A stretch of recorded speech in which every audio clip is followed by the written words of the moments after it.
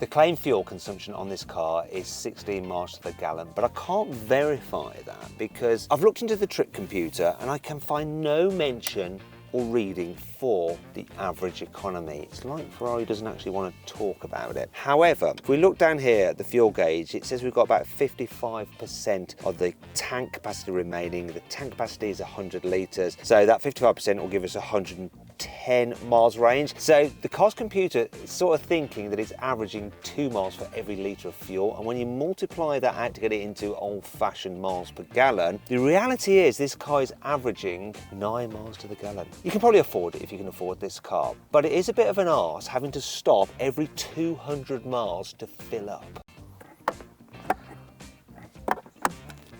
Finally. Thankfully, this car has plenty of cool features to help make up for all this. The doors on this car are really cool. So the front ones are just normal. Don't get too excited by those. But the rears, look, I love the way you open them. You just flip this little handle there. And they open automatically, and they open backwards, which gives you easier access to just slide yourself in. Look. And then if I press a button up here, then shut them. Tatty bye. This is the first Ferrari to get hill descent control. Ferrari tries to claim it's not an SUV, but hill descent control kind of undermines that, doesn't it?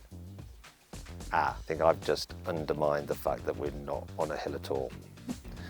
Yeah, definitely preferring it in manual. Go auto just for the hell of it. What's the change down when you're coming to a standstill? Sometimes with dual clutch automatic gearboxes they can be jarring, but this one, yeah, I think Ferrari know what they do with dual clutch automatic gearboxes. Look at that. I mean, that just changed from second to third without me blooming knowing anything about it. But once again, let's go manual.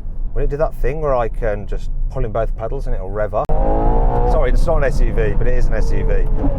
Oh.